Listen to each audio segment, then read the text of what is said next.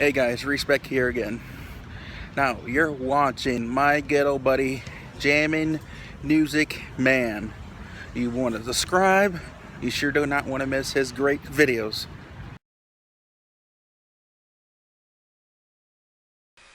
Hey, what's up guys? It's me, Jammin' Music Man, and welcome to my special new album review video. And today I'm going to be reviewing David Bowie's Station to Station album, where I'm just going to talk about the track listings, the feel of the album, and whether or not I recommend you picking it up or not. But first off, let's talk about just what was going on with David Bowie at the release of Station to Station. Well, this album came out in 1976, and years previous before this album, of course, David Bowie found success with 1971's Hunky Dory album, which was more of a pop, avant-garde, acoustic rock type album, which really broke him through in the mainstream.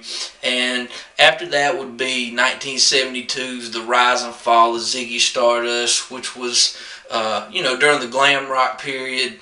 And years after that, in 1975, you saw David Bowie put out Young Americans, which was David Bowie's attempt to go towards more funk, R&B, almost disco, pop rock genre.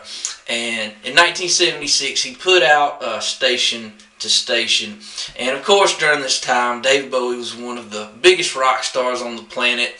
A year before, in '75, he had put out his movie, The Man Who Fell to Earth.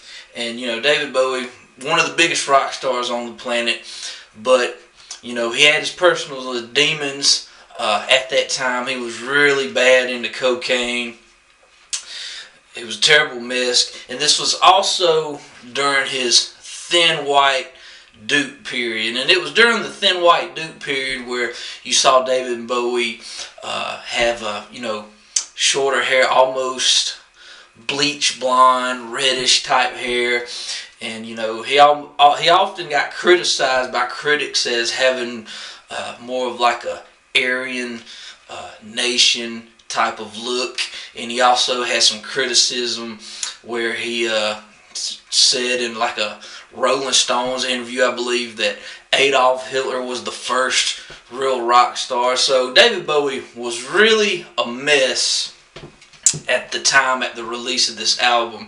And when we hear people talk about David Bowie and his career, Station to Station is just one of those albums that really don't get talked about a lot, because there's only 6 tracks on this whole album. But this was really the album that you saw where David Bowie was going with his music, because a year later you would see David Bowie put out the Berlin Trilogy albums, which were Low, Heroes, and Lodger, which is my personal favorite period in David Bowie. I love Ziggy Stardust and I love his early stuff, and I love David Bowie in period, but my personal favorite era is the Berlin Trilogy. But this album right here, it's a good album nonetheless.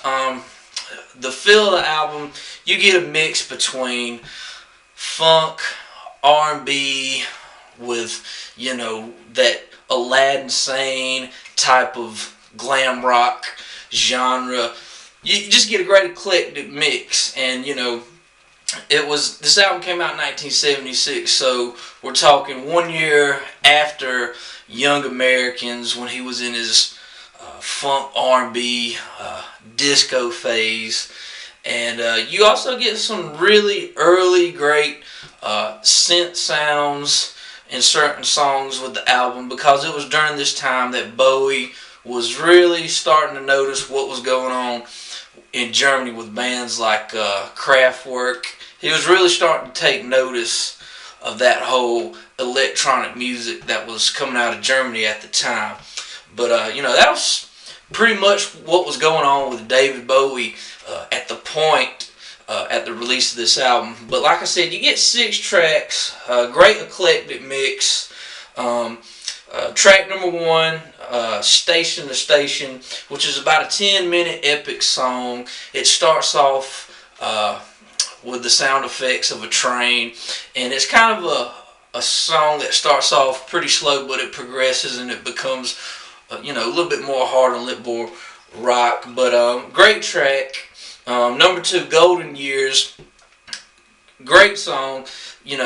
Still in that funk R&B genre period that he was in. And Golden Years was probably the biggest hit single off of this album. Number 3 is Word on a Wing, another great rock track. Number 4, TVC15, great piano rock ballad. Number 5 is Stay. And number 6 is Wild is the Wind, which many people consider Wild is the Wind one of David Bowie's best vocal performance songs. But 6 tracks in all. Not a lot of not a lot of tracks on this album, but it's a classic nonetheless. And it was really the album that people really started to notice where David Bowie was wanting to take his music. But I highly recommend picking it up if you're a David Bowie fan. And FYI, I picked this album up at my local Barnes & Nobles for $7.99, and I saw a lot of other classic David Bowie albums. So if you got a Barnes & Nobles near you and you're really wanting to get into David Bowie's music, I highly recommend going to Barnes & Nobles. $7.99 for classic albums. I mean, hey, you can't beat that. But guys, I'm going to give this album right here 5 stars. The great David Bowie. Love the man, love his music, and I hope you guys enjoyed this video. Be sure to give it a thumbs up and subscribe to my channel. And if there's any other albums you want me to check out or review, hey, leave me a comment below. But once again, I'm Jammin' Music Man, and I will see you guys next time.